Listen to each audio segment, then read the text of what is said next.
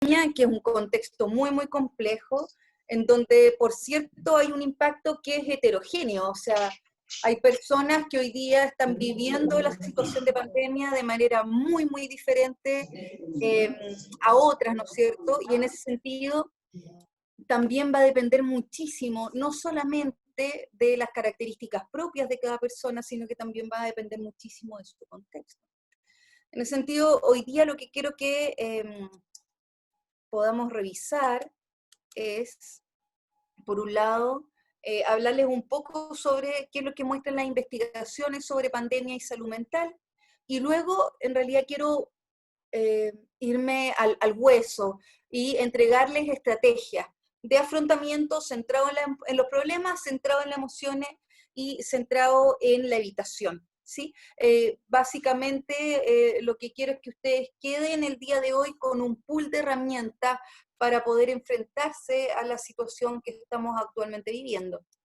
En ese sentido, lógicamente, y lo comentaba ya Cristian, la pandemia, ¿no es cierto?, y la salud mental, de hecho se llega a decir que la salud mental hoy va a ser una siguiente pandemia cuando todo esto empiece a menguar. En ese sentido, ya hemos visto muchos países que partieron antes que nosotros, ¿no es cierto?, que ya están viéndose, ¿no es cierto?, perjudicados a nivel de salud mental, primero con dudas, y luego, ¿no es cierto?, con incertidumbre, y luego ya con realidad, ¿sí? No solamente respecto al duelo, no solamente respecto a una incertidumbre laboral, sino que también tiene que ver con cuál es la información que estoy consumiendo, la situación de estar en cuarentena, la situación de estar, ¿no es cierto?, sin trabajo, etc. Y en ese sentido el coronavirus, ¿no es cierto?, generó cambios transversales y profundos en la vida de todo el planeta, y actualmente no sabemos cuándo vamos a volver, ¿no es cierto?, a una situación, entre comillas, de normalidad. Y en ese sentido también es súper complejo, porque eso va a aumentar, ¿no es cierto?, la sintomatología, la incertidumbre. Comentábamos antes de dar el paso a las personas que estaban en la sala de espera, comentábamos esto de no sabemos cuándo los niños van a volver al colegio, no sabemos cuándo, ¿no es cierto?, el tema turístico se va a abrir ya al público, y en ese sentido también, además, está la sensación de que se puede hacer, pero luego quizás puede venir un segundo brote, que es por ejemplo lo que está pasando ahora en España. Y en ese sentido, la idea entonces es que veamos estrategias para mitigar los efectos negativos en la salud mental, quizás, para decirlo de una manera más simple, para que duela un poquitito menos, ¿ya? Y en ese sentido tenemos que tener en cuenta, por ejemplo, qué es lo que nos dicen las investigaciones sobre situaciones similares que se vivieron en el ébola el 2014 y en el brote de SARS, ¿no es cierto?, en el 2003. Vimos que habían factores estresantes que aumentaban la sintomatología, especialmente cuando existía cuarentena y cuando esta cuarentena duraba mucho tiempo, cuando habían temores de infección, cuando había frustración, cuando había sufrimiento, cuando hay suministro inadecuado, cuando la información es inadecuada, cuando hay pérdida financiera y cuando hay estigma. Y en ese sentido hay buenas prácticas, o sea, podemos sacar cosas positivas.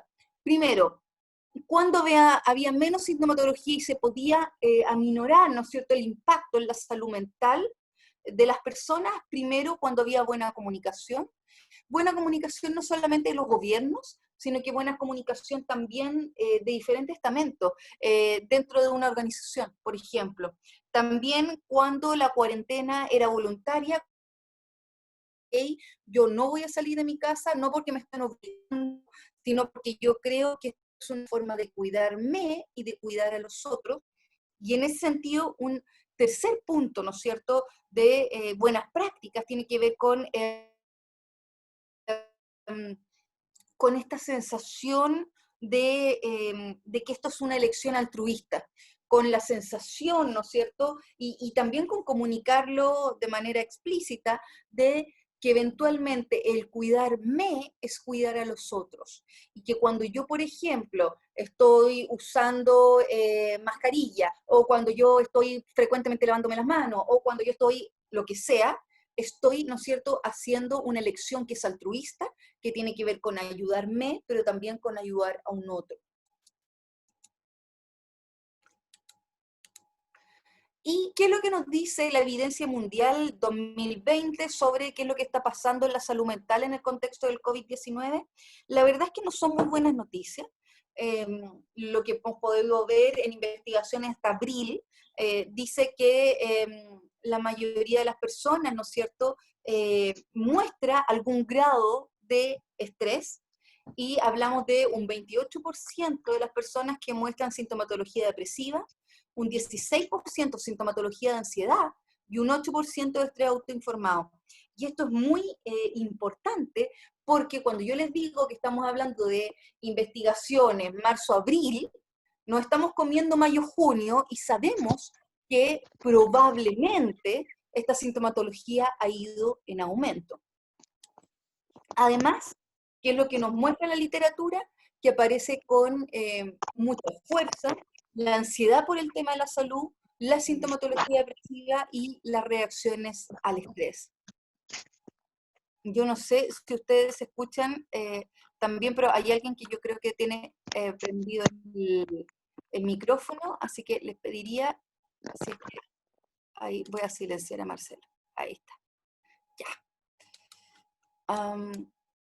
Y además, por otro lado, hay personas, ¿no es cierto?, que están haciendo teletrabajo, y es complejo, ¿eh? Porque el tema del teletrabajo suena como algo muy positivo, suena como algo muy moderno, suena como algo que en las grandes empresas, ¿no es cierto?, multinacionales, es algo que se está tomando en consideración y que es algo muy adecuado, no solamente en esta situación, sino que en una situación en general. Y la verdad es que la literatura previa al tema del COVID nos hablaba que ya el 60% de las personas que hacen teletrabajo refieren a aislamiento social, ¿sí? Y además, hoy, actualmente, las personas que están haciendo teletrabajo tienen que tener en cuenta que en realidad no están haciendo teletrabajo, ¿ya? ¿A qué me refiero?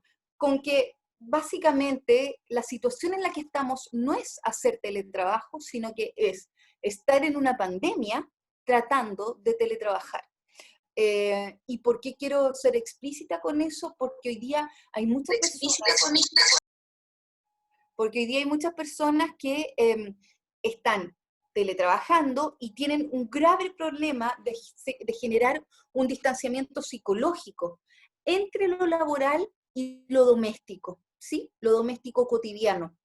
Entonces, ¿qué es lo que nos muestra y qué es lo que vemos hoy día, especialmente en trabajadores, ¿no es cierto?, que están en teletrabajo, pero que además no pueden ir físicamente a sus trabajos, es que tienen esta dificultad, ¿no es cierto?, entre separar su vida laboral de su vida doméstica. Y eso, por cierto, ¿no es cierto?, que contribuye a la generación de sintomatología. Además, hay que tener en cuenta que el teletrabajo, además de este aislamiento social que yo les comentaba, genera falta de apoyo, genera un desenfoque, ¿no es cierto?, entre los límites de la estructura del tiempo subjetivo. En ese sentido, se refiere a que muchas personas que están teletrabajando, y yo creo que les puede pasar a muchos de ustedes, no tienen tan claro si es día martes o es día jueves, o si son las 11 más o menos, o si son las 2 de la tarde, ¿sí? Y peor aún, hay personas que no saben si es día martes o día sábado, ¿sí? Porque hay un desenfoque en estos límites y la estructura del tiempo subjetivo. Por otro lado, además, hay una gravísima, ¿no es cierto?, e importantísima, ¿no es cierto?, cambio en la dinámica familiar. En ese sentido, esta pandemia está reconfigurando la vida de las personas, reveló nuevas distinciones y líneas divisorias. Me acuerdo de Judith Butler, que es una filósofa norteamericana. Ella decía: el coronavirus viene a mostrarnos nuestras desigualdades, viene a mostrarnos, es como un lente, ¿no es cierto? Es como un lente de contraste, en donde nos muestra la desigualdad y las diferencias de cada uno, pero además nos muestra las crisis previas, ¿sí? ¿Y a qué me refiero con eso? Y a qué quería referirse Judith Butler también. Básicamente es todas las crisis que teníamos previa a la pandemia, en la pandemia van a tener un lente de aumento, van a tener una luz, ¿no es cierto? Y van a hacer un contraste. Y en ese sentido van a haber cambios en la dinámica familiar. Desde a nivel de conflictos de pareja, muchas veces nosotros hacemos alguna asesoría a trabajadores dentro de la Asociación Chile de Seguridad, y uno de los temas que aparece tiene que ver con los conflictos de la pareja, especialmente en parejas que no estaban acostumbrados a estar todo el día juntos, y muchas veces hasta en los mismos chats de las asesorías, personas refieren, oye, estoy a punto de divorciarme, o sea, ya veo que esto es irreconciliable. La primera pregunta que hay que hacerse en ese tipo de situaciones es, primero, ok, esta crisis en la pareja es una crisis que nace desde el COVID o es una crisis que, así como Judith Butler, ¿no es cierto?, dice, es una crisis que se ve, ¿no es cierto?, aumentada o se ve reflejada o se ve recién visualizada, ¿no es cierto?, a raíz de la pandemia, porque es muy diferente. Y en ese sentido también hay que tener en cuenta que respecto al tema de los conflictos de pareja, no es un buen momento para tomar decisiones, ¿sí? Hay personas que hoy están tomando decisiones respecto a sus relaciones de pareja, que están separándose, que están divorciándose, que están dejando de vivir juntos. La verdad es que es un tema complejo, porque una de las principales, ¿no es cierto?, una de las principales cosas que va a haber que hacer es cómo yo puedo comunicarme con mi pareja, por un lado, y por otro lado, visualizar cuáles son las variables que están dificultando esta relación y ver si son variables que son, ¿no es cierto?, contingentes a la pandemia y que eventualmente van a poder ser elaboradas. Diferente es con el tema de la violencia intrafamiliar, porque por un lado sabemos que en Chile han aumentado las consultas, ¿no es cierto? Casi en un 350%, han aumentado las consultas sobre temas de violencia intrafamiliar. Algo interesante, han aumentado las consultas, pero no necesariamente han aumentado las denuncias. Sabemos, ¿no es cierto?, que en estas situaciones de crisis que se ven acrecentadas, también además con el tema del tiempo, con las dificultades del dinero, etcétera, es probable que aparezcan conductas violentas. Y al respecto solamente quiero comentarles algo, este PowerPoint se lo vamos a entregar, y al final del PowerPoint les puse una lámina con teléfonos de derivación. Y así si ustedes conocen a alguien que está siendo, ¿no es cierto?, víctima de violencia intrafamiliar, ustedes pueden llamar a los números que están en la lámina para tomar ciertas acciones. Sobre los niños y adolescentes, me gustaría hacer una diferencia, por un lado, con el tema de los niños, saber que los niños escuchan, ¿no es cierto?, más de lo que nosotros pensamos, que los niños están más atentos de lo que nosotros creemos. Por otro lado, también tener en cuenta que hay que controlar la información que llega al niño. Muchas veces yo en la asesoría le digo a los trabajadores, ustedes no pueden ver noticias delante de los niños. Y ellos me dicen, pero pucha, es que nosotros tenemos una sola televisión y si yo no veo noticias delante de ellos, entonces no veo noticias. Bueno, la verdad es que mi recomendación desde la salud mental, ¿no es cierto?, para minorar el impacto es simplemente, ok, entonces no veas noticias. Hoy día, para una persona, ¿no es cierto?, un niño de menos de 14 años, ver las noticias es ver una película de terror. Es ver una película de terror. Entonces, y las películas de terror no están permitidas para menores de 18 años, 16 años, lo que sea. Entonces, en ese sentido, por un lado, controlar, ¿no es cierto?, el tema del acceso a la información. Segundo, tiene que ver con cómo, de cierta manera, los niños pueden tener conductas regresivas. ¿Y a qué me refiero con eso? Me refiero a niños, por ejemplo, que están un poco más lloroncitos, niños que, no sé, dormían solos, por ejemplo, y ahora están, ¿no es cierto?, queriendo dormir con algunos de sus cuidadores, niños que de repente empezaron a hablar como guaguita, o se empezaron a hacer pipí en, ¿no es cierto?, en la cama, o están mucho más cariñosos, o que tienen miedo, no sé, por ejemplo, nunca le había dado miedo ir solo al baño, y ahora está, ¿no es cierto?, con miedo de ir solo al baño.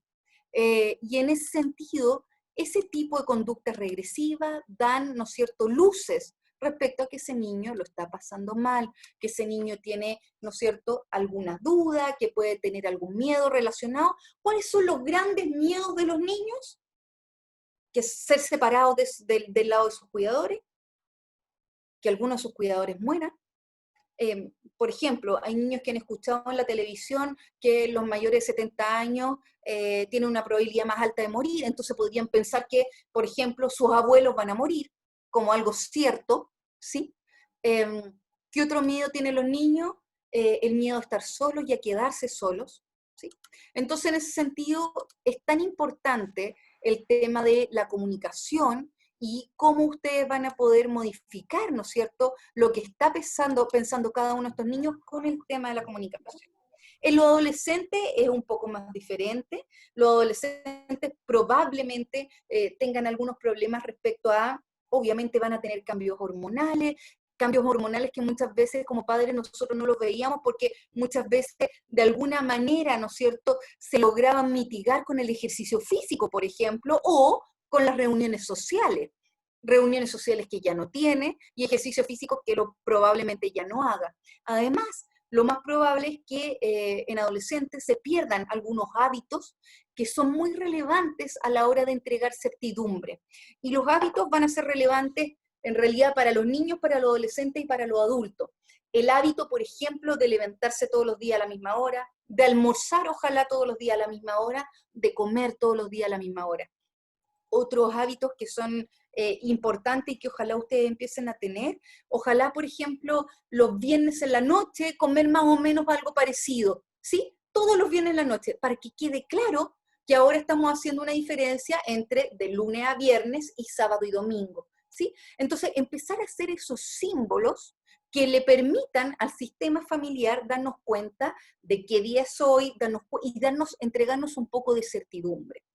Respecto a los adultos mayores es probable que tengan un poco más de sintomatología depresiva y ansiosa, porque obviamente, ¿no es cierto?, están en el grupo de riesgo, y en ese sentido, el entregar certidumbre a los adultos mayores va a ser crucial, y además, utilizar la tecnología, ¿no es cierto?, como un aliado, en el sentido de quizás para algunos de ustedes, por ejemplo, que podrá vivir con adultos mayores, ok, utilizar la tecnología para que se conecte con otros hijos o que se conecte con amigos y empezar a utilizar la tecnología a favor. Respecto a las personas con trastornos psiquiátricos previos, eh, quiero referirme solamente a algo global que tiene que ver con el consumo de psicofármacos. He escuchado mucho a personas decir, ok, yo ahora estoy tomando clonazepam, clonazepam, alprazolam, fluoxetina, lo que sea, porque estoy, ¿no es cierto?, con sintomatología. Ok, pero acá lo crucial tiene que ver con quién te recetó ese medicamento. Lo que me funciona a mí no necesariamente te va a funcionar a ti. Y el aumento de dosis siempre tiene que estar dada, ¿no es cierto?, por una persona especialista. ¿Por qué es tan importante esto? Porque hay algunos psicofármacos que tienen, ¿no es cierto?, efectos paradójicos. Entonces, por ejemplo, tenemos psicofármacos relacionados con antidepresión, ¿no es cierto?, en donde muchas veces si está mala la dosis puede generar ideación suicida. Entonces, dicho esto, no es el momento de, ¿no es cierto?, comenzar a tomar fármacos que no habíamos tomado o cambiar la dosis de estos fármacos. Algunos de ustedes me podrían decir, bueno, pero es que es muy costoso ir al psiquiatra, y es verdad, es muy costoso. Sin embargo, si ustedes ya estaban tomando psicofármacos, ustedes pueden acceder, ¿no es cierto?, a psiquiatras gratuitos, dado la página del Ministerio de Salud. ¿sí? Van a poder acceder de alguna manera, claro, no es de un día para otro, es un poco más complejo, pero yo los insto y quiero meterles miedo en ese sentido con el tema paradójico de los psicofármacos, porque puede quedar la escoba. Dicho esto, entonces quiero comentarles sobre las estrategias de afrontamiento. ¿Qué son las estrategias de afrontamiento? Son recursos psicológicos, ¿no es cierto?, frente a situaciones estresantes, que nos entregan herramientas y, bueno, no siempre garantizan el éxito, pero nos van a ayudar a lo que yo les comentaba antes, que duela un poquitito menos. Respecto a las estrategias de afrontamiento centrado en los problemas, y déjenme ver cómo vamos de hora para ir ordenándome, perdonen. Eh, Primero que tenemos que tener en cuenta, ¿no es cierto?, es que estamos en una situación que es problemática y que tenemos que anticiparnos y tenemos que planear lo que va a suceder de aquí en adelante.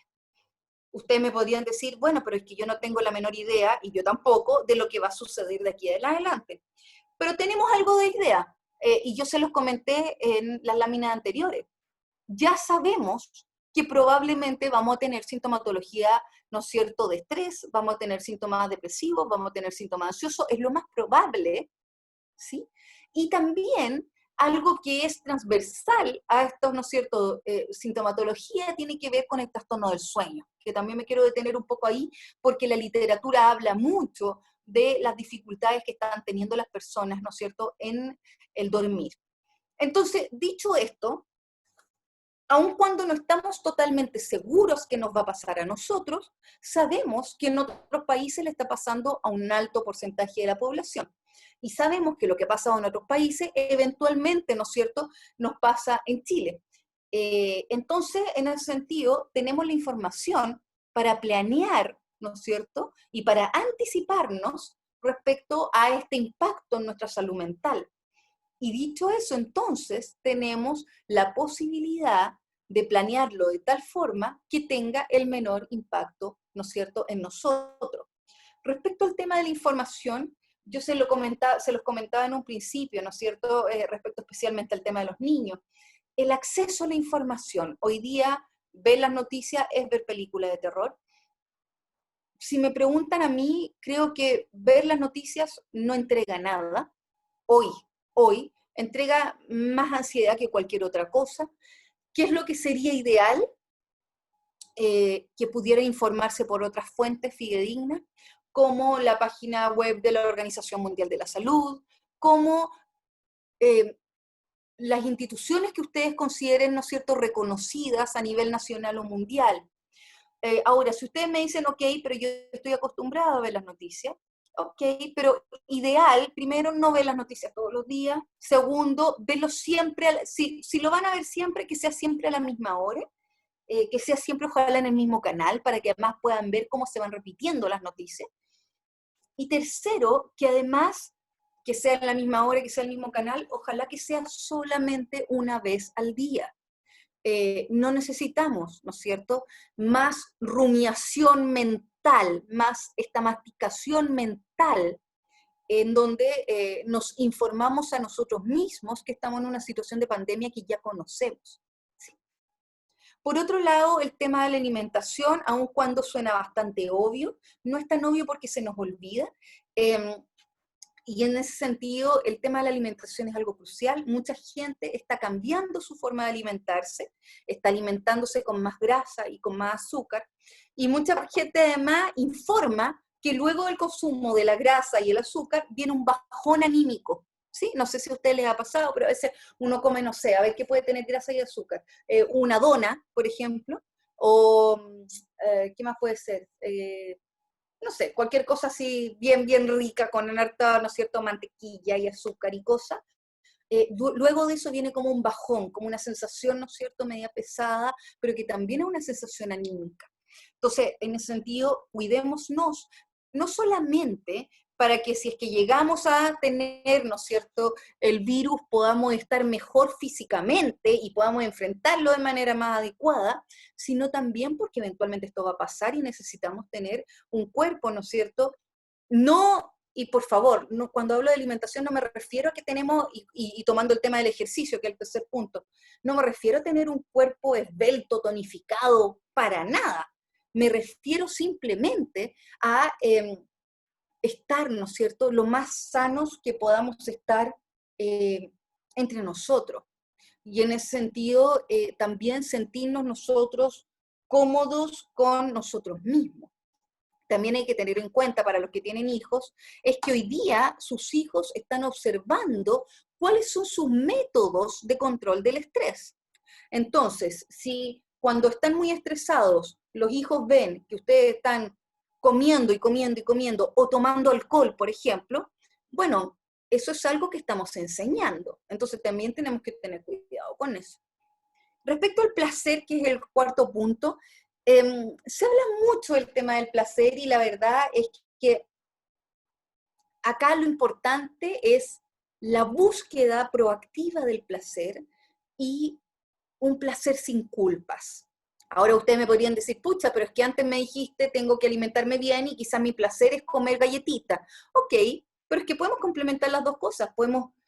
Diferente es tomar una galleta y sentir la galleta y que me dé el placer y tener un placer consciente y buscar proactivamente el placer, cocinarla, hacerla, comprarla, lo que sea, pero comerla y qué rico y lo voy a disfrutar y voy a poner una canción rica por mientras y me voy a hacer un té exquisito por mientras, o quizás voy a tomar alcohol, pero a ser moderado, ¿no es cierto?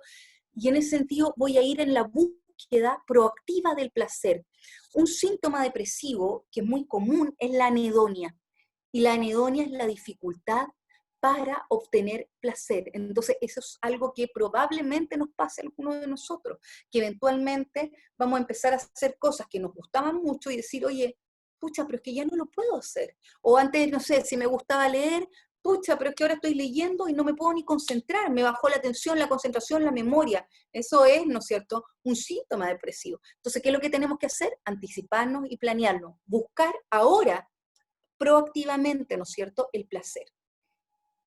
Y respecto al placer, también el tema de la culpa, o sea, dejar de lado el tema culposo, dejar de lado, ¿no es cierto?, todo esto como, que no sé si les ha pasado, pero he leído mucho, en especial en redes sociales, esto de este es el momento, ¿no es cierto? Es el momento para que aprendas el idioma que no habías aprendido, es el momento para que te tonifiques como te tenías que tonificar, es el momento para que aprendas todas las cosas que habías olvidado o que querías aprender. La verdad es que este es el momento para cuidarse. Eh, y no nos mortifiquemos si no alcanzamos lo que los otros nos están pidiendo. En ese sentido, también tener en cuenta que si nunca me ha gustado hacer ejercicio o si nunca me ha gustado aprender alemán, que pueda hacerlo en una situación de este nivel de estrés es entregarme mayor estrés a mí. Tengo que buscar el placer. Y sobre el dormir, y me gustaría detenerme acá particularmente porque las investigaciones nos muestran que es un problema que gran parte de nosotros lo va a tener. Acuérdense que cuando hablamos del problema de dormir hablamos básicamente de tres grandes problemas. El problema del insomnio de conciliación, o sea, el problema de conciliar el sueño, el problema de mantener el sueño y el problema de cuando yo me despierto, tengo la sensación de que dormí bien, pero por otro lado, aun cuando dormí de corrido, siento como que no logré descansar bien, ¿sí? Dicho esto, entonces, ¿cómo nos anticipamos? ¿Cómo planeamos esto? Y por favor, quizás alguno de ustedes dice, oye, yo nunca he tenido problemas para dormir, por lo tanto, esto a mí no me toca. Ojalá que no les toque, pues, ojalá que no, pero primero, las personas que han tenido problemas para dormir saben que es mucho más complejo y doloroso de lo que parece. Los problemas de dormir te afectan el humor, te afectan el estado de ánimo, te afectan la concentración, etcétera, etcétera, etcétera. Y además, entonces, si ustedes me dicen, por favor, hay alguien que tiene el Ya. micrófono abierto. Apaguemos micrófono, por favor. Vamos a tener más problemas con servicio impuesto. Um, ya, vamos a ver si yo logro concentrarme ahora. Les decía sobre el tema del dormir y me desconcentré, se me olvidó. Tenía que ver con la importancia del sueño y cómo podía cambiar nuestras actitudes, Eso, que podíamos andar gracias. en Mira definitiva que más está atento. irascibles, con menor tolerancia. Sí, sí. Y entonces, no, y lo que quería recalcar es que si ustedes no están teniendo problemas de sueño ahora, eh, aun cuando ustedes digan, ya, la literatura dice que algunos van a tener problemas de sueño, pero yo lo más probable es que no los tenga porque nunca lo he tenido, aún así, entonces, dado el tema de la anticipación y planeación, ojalá puedan tomar esta herramienta y hacerla suya, para que si no tienen problemas, entonces no los tengan nunca, ¿sí? Entonces, respecto a eso, simplemente 6 tips. Primero, bajar las expectativas del dormir. No pensar que yo voy a poner, ¿no es cierto?, mi cabeza en la almohada y me voy a quedar dormida. Ojalá, si es que ya llevo un rato sin poder dormir, ok, me levanto, hago algo, ¿no es cierto? Quizás escucho un poco de música. El tema de los celulares, el tema de la luz es compleja, ojalá no agarrar el celular. Luego, el tema de la cama. 2. La cama tiene que ser utilizada para dormir y para tener sexo. Punto. ¿Sí? Si ustedes me dicen, pucha, pero es que yo es el único lugar donde puedo ver televisión acostado. Ok, ningún problema. Entonces hagamos algo simbólico. Entonces, cuando tú estés en la cama para ver televisión, tú ves televisión arriba del cubrecama. En cambio, cuando tú te vas a dormir, tú duermes, ¿no es cierto? Y sacas el cubrecama y te acuestas y ahí te tapas con el cubrecama. Entonces es un símbolo. Que el cuerpo sepa que cuando tú te acuestas en la cama es porque vas a dormir. Oye, pero es que es un lugar que tengo yo para estar relajado, viendo series y comiendo cosas ricas. Ok, no es lo ideal, pero entonces come cosas ricas con las sábanas, ¿no es cierto? Y los cubrecamas puestos, que sea un símbolo. También el establecer horario de ir a la cama y sobre todo de despertar. Ustedes me podrían decir, pucha, pero es que yo ahora estoy con súper poca pega, no tengo mucho que hacer. Lo peor que pueden hacer es despertarse y quedarse en la cama eh, como regaloneando consigo mismo, ¿sí? Pueden hacer eso, ningún problema, pero ustedes se levantan, hacen la cama y de ahí se quedan si quieren viendo tele, comiendo cositas ricas, lo que sea. Pero lo importante es el hacer la cama, lo simbólico, ¿sí? Ahora, obviamente diferente es si es que ustedes están, no sé, trabajando de lunes a viernes, obviamente se van a tener que levantar a un horario diferente que de sábado o domingo. Obviamente los que están con menos trabajo ahora pueden flexibilizar un poco el horario, pero lo ideal es que sea siempre el mismo horario, al menos en horario de trabajo versus horario de no trabajo. Y también antes de acostarse, realizar actividades agradables. Actividades agradables como ver una serie, sí, por cierto, pero también ojalá volver a las actividades que no implican una pantalla, como por ejemplo leer un libro de cuentos entretenido o escuchar música. eh, por ejemplo, el volver a escuchar música. Yo creo que hay mucha gente que en su adolescencia, ¿no es cierto?, se sentaban o se acostaban a escuchar música solamente. Eso se ha perdido harto, ¿no es cierto? Es una actividad bien agradable y que puede, ¿no es cierto?, predisponer al buen sueño. También, obviamente, cuidar las comidas y las bebidas, no tener comidas muy pesadas después de las 6 de la tarde, igual que comidas con cafeína, y vigilar las condiciones de la habitación respecto, especialmente a la luz, ¿no es cierto?, a la luz y hoy al ruido también, y hoy también, ¿no es cierto?, a la temperatura. Respecto a también las estrategias de afrontamiento centrado en los problemas, un tema relevante dice relación con la búsqueda del apoyo social. En ese sentido, sabemos, y muchos de ustedes también me pueden decir, oye, pero hoy día yo no necesito un otro. Yo tengo a mi familia, tengo a mi grupo de amigos, si bien es cierto no hablamos hace mucho, pero son mis amigos. Ok, pero eventualmente puede ser que los necesites y además siempre es positivo tener una red de apoyo social. En ese sentido, lo que se recomienda es que la búsqueda de apoyo social sea previa a cuando se necesite. Y en ese sentido también hay un filósofo chileno, Eduardo Fernandois, que dice que esta pandemia de COVID no solamente, él dice, no te muestra lo que es importante, sino que el COVID te muestra lo que es realmente importante. Entonces, básicamente muestra que la relevancia del vínculo es mucho mayor, ¿no es cierto?, tiene mucho mayor relevancia de lo que nosotros pensábamos.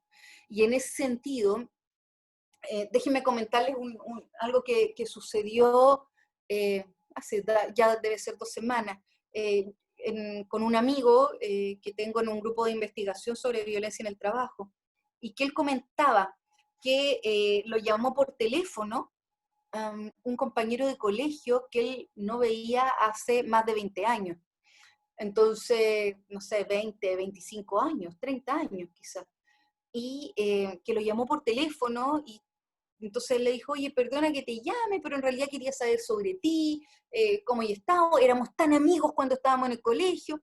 Bueno, y se quedaron conversando mucho rato de las anécdotas del colegio, etcétera. Después quedaron en hacer un Zoom con otros compañeros de colegio, hicieron un Zoom, se tomaron una cerveza, oye, qué entretenido, no sé qué.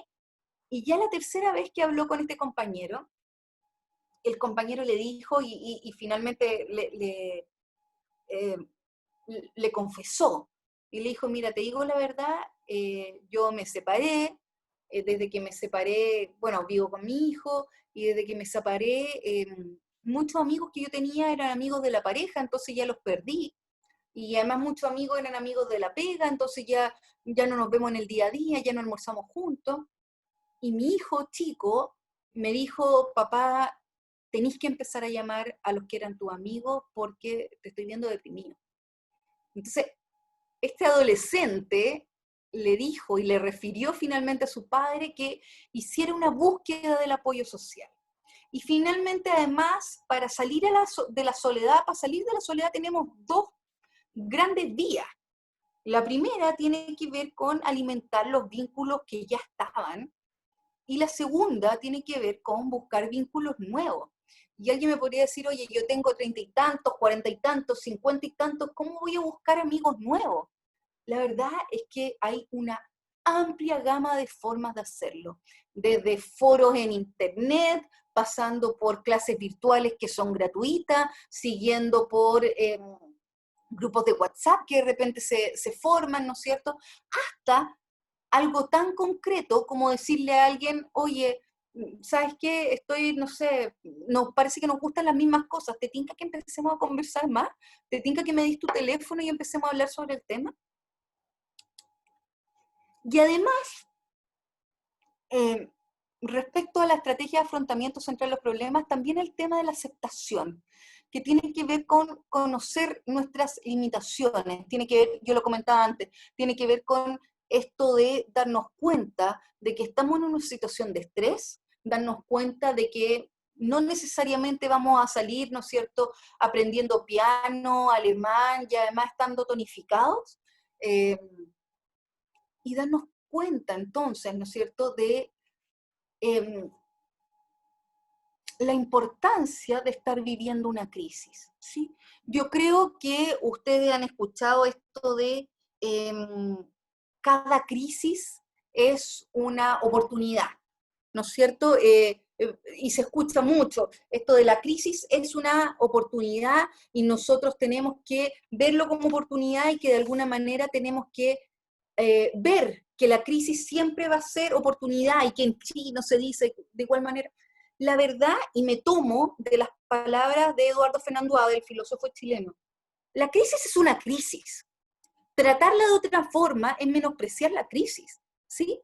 Hay personas, claro, tenemos a personas como Víctor Frankl, que después de estar ¿no es cierto?, aislado, torturado, ¿no es cierto?, en el Holocausto, puede escribir un libro como El hombre en la búsqueda de sentido.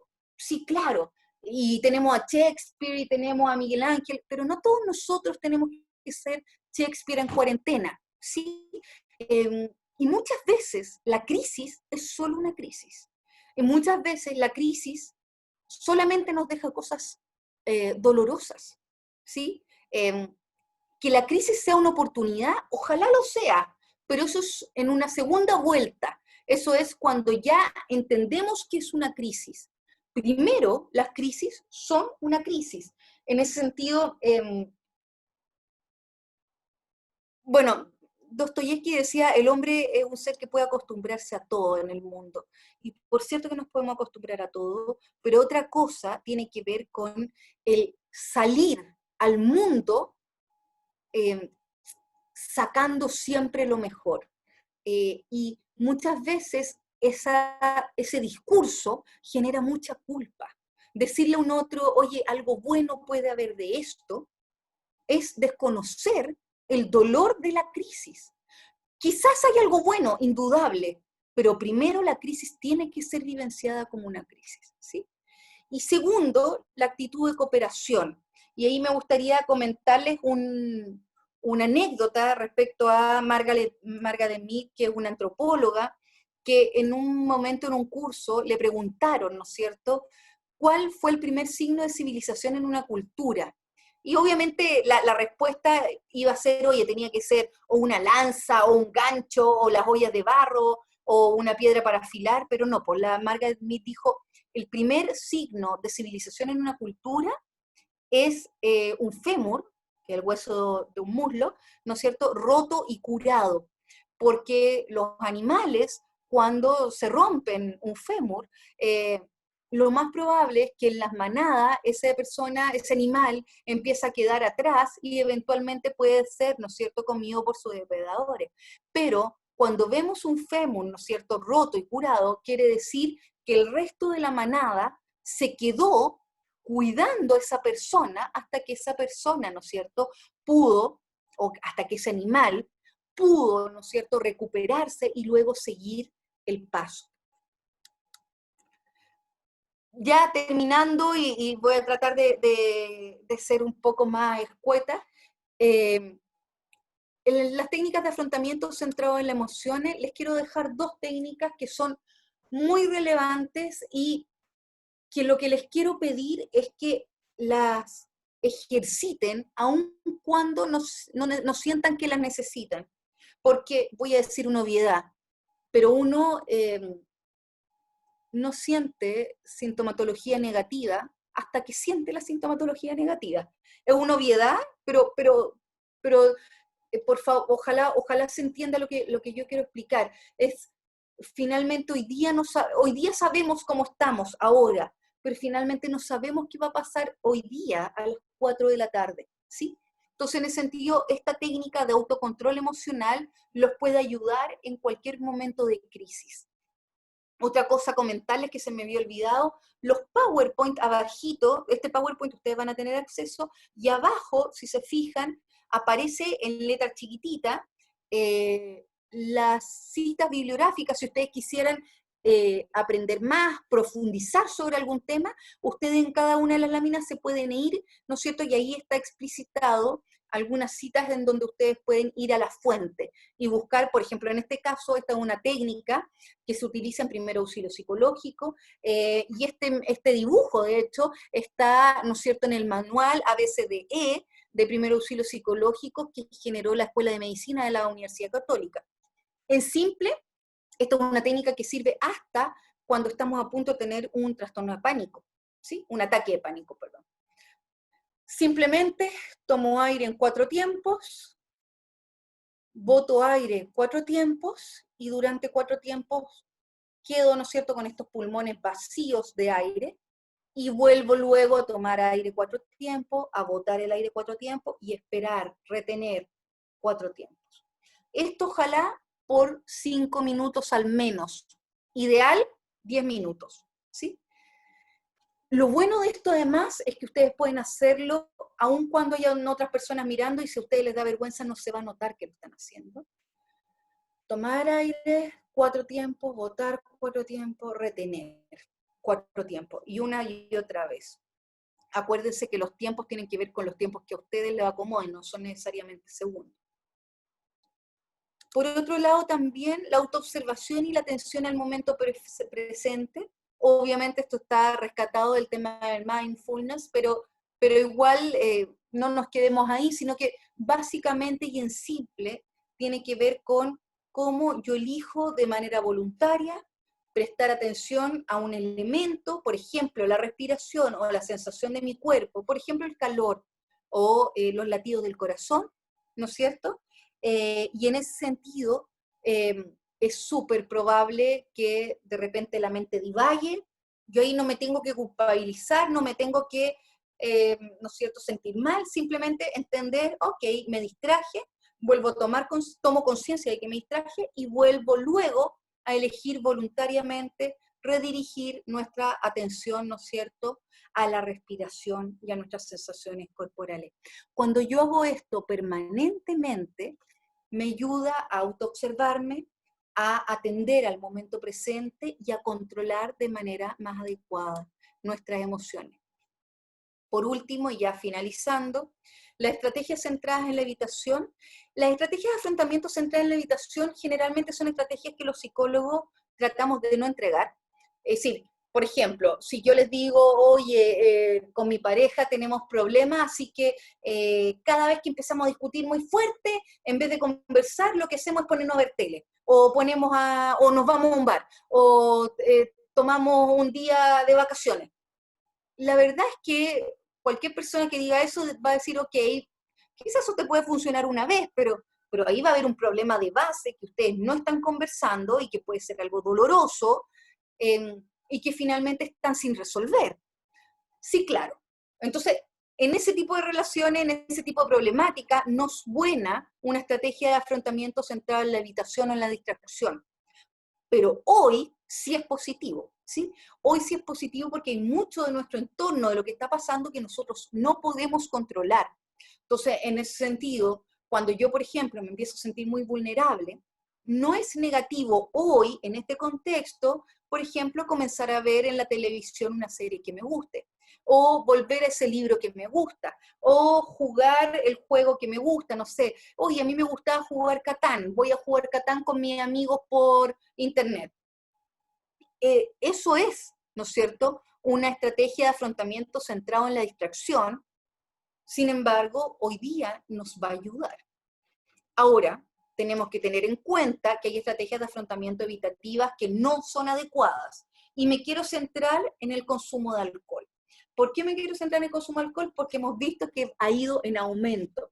Muchas personas creen que el consumo de alcohol las relaja y las hace dormir bien. Entonces dicen, ok, me voy a tomar unos traguitos antes de dormir.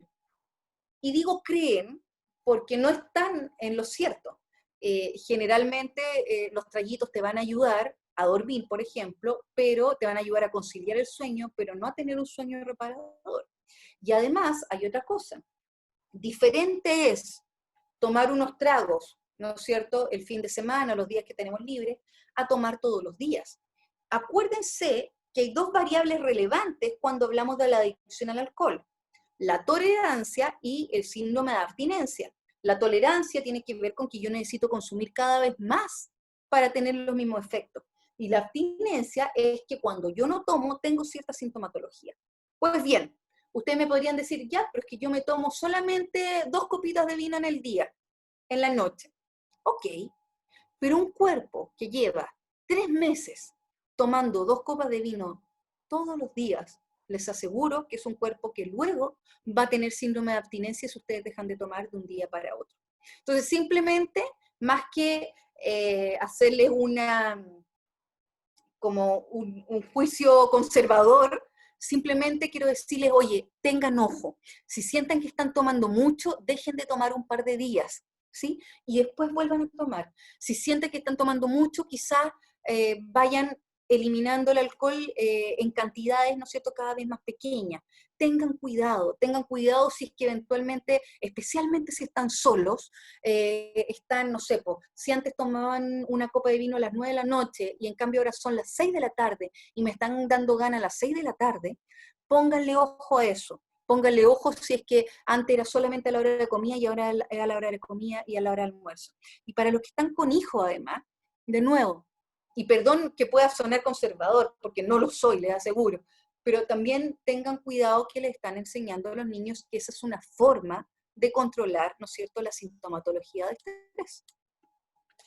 Conclusiones. Entonces, sabemos que eventualmente esto va a, de alguna manera, pasar, vamos a volver a una normalidad que va a ser una normalidad diferente a la que estábamos acostumbrados, pero necesitamos tener las herramientas para que el impacto en nuestra salud sea el menor posible. Por otro lado, también comentarles que tenemos fichas respecto a salud mental sobre el retorno, sobre recomendaciones para el teletrabajo, sobre si vivo solo, cómo manejo el teletrabajo y el aislamiento social, recomendaciones para la jefatura, cómo gestionar nuestras emociones en tiempos de COVID. Toda esa información la pueden encontrar en https://coronavirus.h.cl. Y antes de ver si es que tienen alguna pregunta, simplemente recordarles que esto, ¿no es cierto?, también eventualmente va a pasar. Sí. Muchas gracias. Los dejo de compartir y veamos si es que hay alguna pregunta.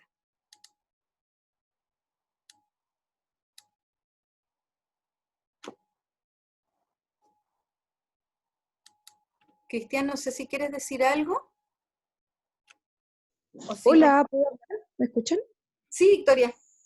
Hola. Bueno, primero, felicitarte. Muchas gracias, muy agradable tu charla, muy clara, muy precisa en sus términos, en todo. Te felicito, muchas gracias. Ha sido un gran aporte para mi familia. Ah, qué bueno, Victoria. Sí, porque no es beneficio personal, finalmente esto va a ser un beneficio para mi familia, ¿no? Igual yo tengo que reconocer que vivo en una condición súper diferente al gran porcentaje de Chile, vivo en el campo. Entonces aquí una de las técnicas es vaya a darse una vueltita por allá atrás, por Eso. vaya a llevarle comida a la oveja, no moleste. Entonces, nada, yo sé que es diferente mi condición, tengo otras herramientas también que he aprendido a usar a través de la misma vida de campo con mis hijas que son adolescentes, pero nada, yo quería agradecerte eso, primero y No, principal. gracias. Un abrazo. Gracias, un abrazo. Oye, Juan Pablo, supongo, JP, Juan Pablo, supongo, dice, Sí, ¿cuánto hola. debería ser? Ah, perdón.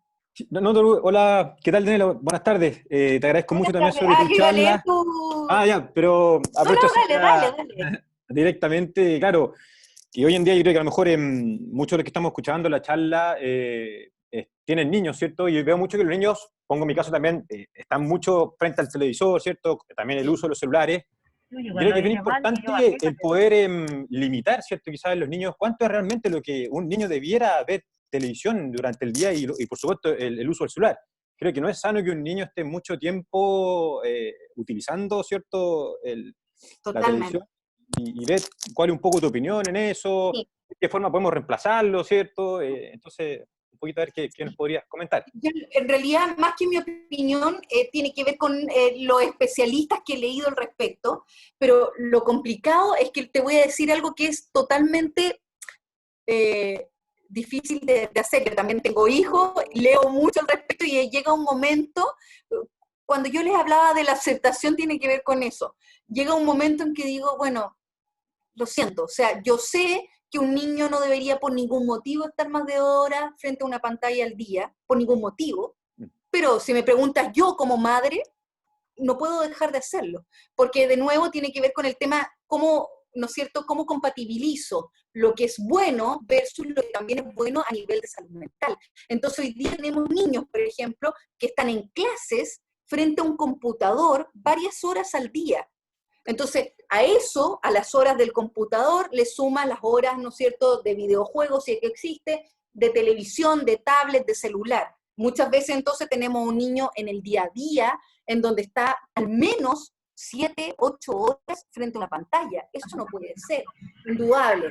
Sin embargo, también, y se entendería si tú, Juan Pablo, me dijeras, oye, pero es que yo llegué a un momento en que estoy chato, y ya, ¿sabes qué más? Le paso la tablet, le paso mi celular, y digo, ya, ¿sabes qué? Haz algo con eso, porque yo ya no puedo más. Entonces también, yo diría, por un lado tenemos que entender, claro, lo que nos dice, ¿no es cierto?, lo entendido en el tema, pero también tenemos que ver el impacto en nuestra propia salud mental y en la salud mental de los niños. Claro, por un lado Victoria nos dice, nosotros vivimos en el campo, claro, pero hoy día hay personas que están encerradas en un departamento con cabros chicos, en donde es muy, muy complejo, ¿no es cierto? Si además no pueden ir a darse una vuelta, ¿cómo yo los entretengo? Entonces, claro, por un lado, más que quizás cuánto rato deberían estar en pantalla, ya sabemos que tiene que ser menos de 2 horas, pero sabemos que no se va a poder cumplir tampoco. Eh, Quizás es, ¿qué puedo hacer yo en este momento para, y quizás nos podríamos acordar de qué nos pasaba a nosotros también cuando éramos adolescentes, los que tenemos más o menos, rondeamos los 35, 45. Los juegos de mesa, ¿no es cierto? Y de hecho han estado volviendo, si se fijan, no sé si han tratado en algún momento de comprar un puzzle. Ahora los puzzles están agotados en todos lados, el hacer un puzzle, los juegos de mesa, el conversar. Ahora, me estoy contradiciendo en algún sentido porque también se ha escuchado, y quizá ustedes lo han escuchado, esto de que los niños deberían aburrirse. No sé si lo han escuchado, ¿sí? Que los niños está bien que se aburran porque fomenta la creatividad. Y está bien que se aburran indudablemente, pero eso es un niño en una situación normal. Si vemos que el niño, como yo les decía antes, se está haciendo pipí en la cama, está con miedo a andar por la casa solo, está hablando más como guaguita, ese niño ojalá no se aburra, ¿sí? Ese niño ojalá lo llenemos un poquitito con tareas, porque quiere decir que tiene una problemática en donde en el aburrimiento puede aparecer mayor síntoma. En psicología hablamos de que el ocio aumenta el síntoma, ¿sí? Cuando yo estoy deprimido, muchas veces, si es que me dan una licencia, por ejemplo, el estar todo el día echado mirando el techo, es súper probable que aumente la sintomatología. Entonces, en los niños, especialmente si ya hemos visto que tienen algún poco de síntoma negativo, esto de que se aburran y que luego va a generar la creatividad, lo más probable es que no sea así, lo más probable es que se aumente cierta sintomatología depresiva. Entonces ahí lo ideal es tenerles una caja, dependiendo de la edad obviamente, una caja con tijeras, con pegamento, y también cuando hablamos de la aceptación, tener claro que nuestra casa dejó de ser inmaculada y nuestra casa va a empezar a, no sé, quizás estar entera rayada, sucia, hacer finalmente tiene tanto que ver con hacer el duelo de quién queríamos ser y quién vamos a ser finalmente cuidándonos. No sé si te respondí, Juan Pablo.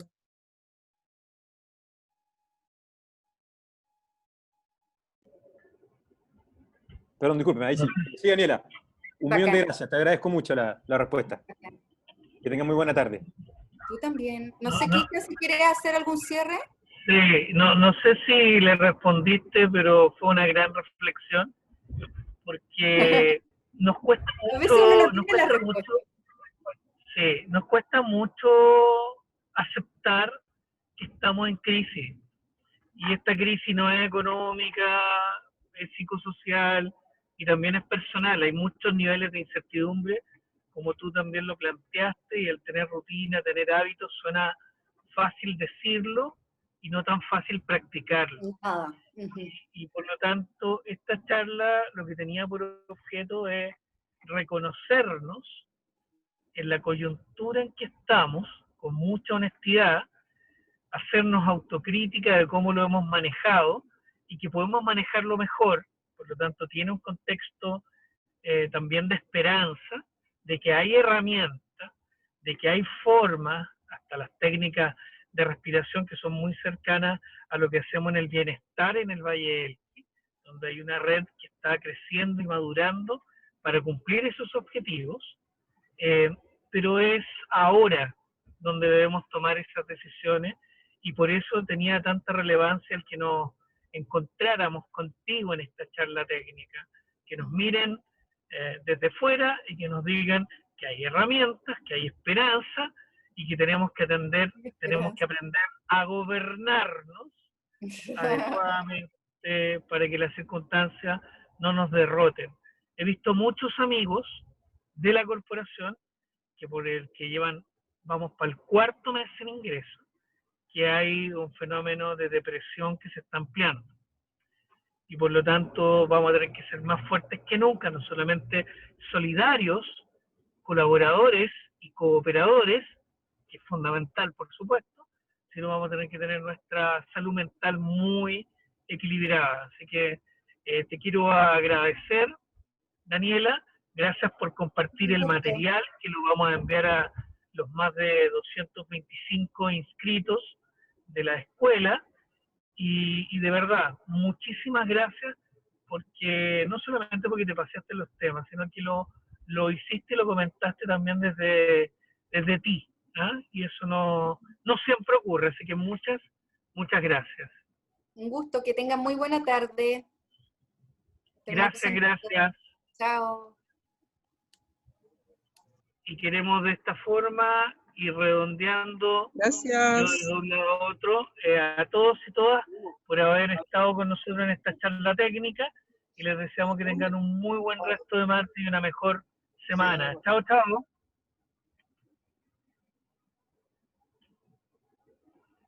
Chao, chao.